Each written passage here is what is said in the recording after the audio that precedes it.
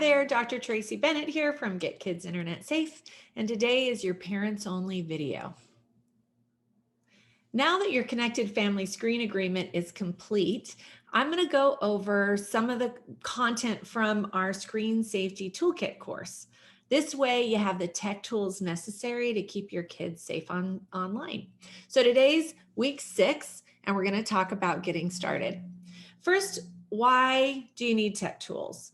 Well, because being online and using screens often involves sources of digital injury.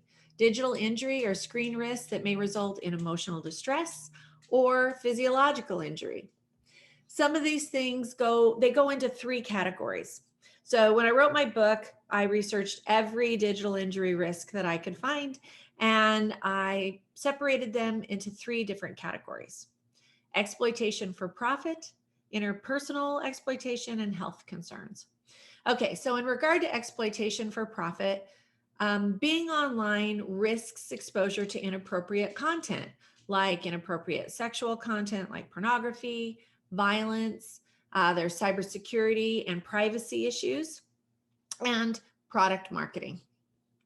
In regard to interpersonal exploitation, this is what parents most often approach me about in regard to their concerns, is cyberbullying, deceptive and inappropriate relationships, encouraging dangerous behaviors like self-produced pornography and sexting, online forums, experimental role play and pranks and challenges, cult and hate group recruitment, and sexual predators.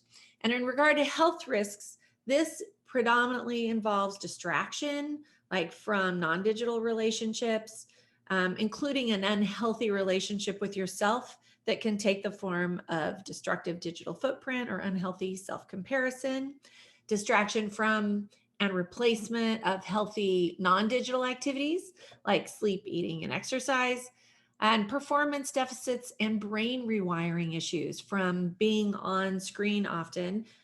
We see a lot of teenagers and kids approaching us with repetitive strain and distraction injuries, multitasking and prioritization, getting burned out because we're on screen so much, and desensitization, meaning that we get used to things that maybe we shouldn't, like violence, and also screen addiction. Now, I'm going to be going over each of these in detail in the coming weeks, but I just wanted to give you kind of an overview of why tech tools are important. Just like screen activities are amazing and none of us want to do without it, the tech tools out there are pretty helpful. And now we're seeing a lot of free parental controls. So when I built Get Kids Internet Safe starting in 2014, I developed it on 3 pillars of intervention. One is connection, which is committing and building alliances. We talked a little bit about that in the last 5 weeks. Also filtering, which is staging, age guidelines, and tech setup, including cybersecurity, filtering, and monitoring. And also maintenance, which are those creative, outside the box parenting strategies, skill building, and specialized support. So you're going to be getting all of this stuff with the app, including downloads each week.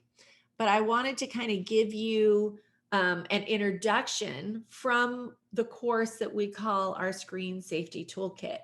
So we say too overwhelmed and busy to do the digital tool research, we've done it for you. So the Screen Safety Toolkit is really a resource guide with links.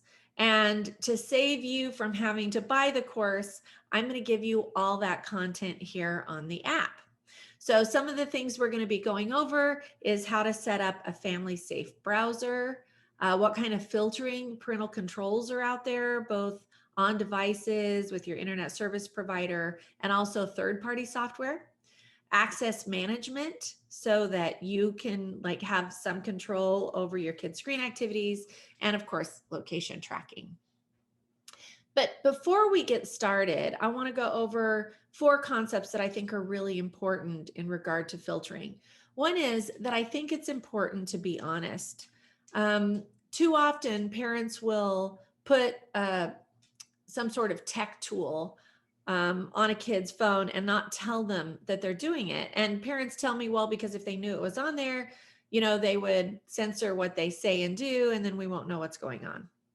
I don't think that's a great idea, because if you're not honest, essentially you're sneaking and lying. And then if you find something, you have to punish your kid for sneaking and lying. And that makes you a big hypocrite. And it essentially undermines your credibility, authority, and trust. I think it's a healthier position to say, hey, anything you do online isn't private, which means I can access it, teachers can access it, principals can access it, other parents can, and also bad actors online who we don't know who they are, and peers. So I want you to know, especially with young kids, that anything you do on your phone, your tablet, your gaming system, or your computer, I have access to. So I'm not going to spend all my time combing over all of your content all the time, but I will spot check it. So don't do anything online that you wouldn't want me to see. Also, there are no magic shortcuts. We don't have software that intervenes with some of the more popular platforms like Snapchat.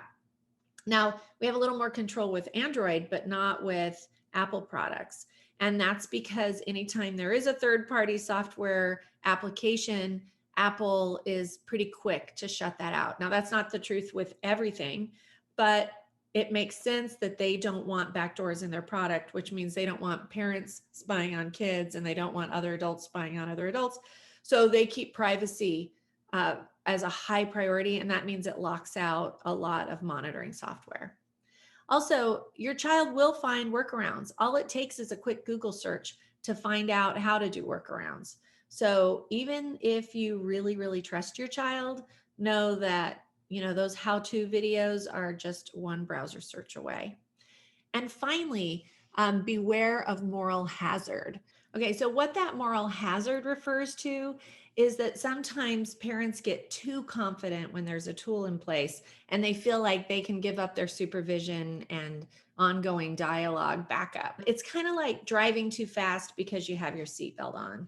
So you don't want to fall into the moral hazard of thinking just because you have parental controls that they're going to do the job for you. No parental controls can keep kids from accessing all inappropriate content. Okay, so that's just your quick video for today. Please enjoy. In your download, I have a little workbook talking about what we talked about today. And I also give you a free bundle of GKIS Sensible Parents Guides, which are links on our blog for all of our Sensible Parents Guides, which is many, many. It has to do with like social media platforms and all different kinds of things. You can just choose what applies to your family. Can't wait to see you for the family video, and get ready to build your custom screen safety toolkit.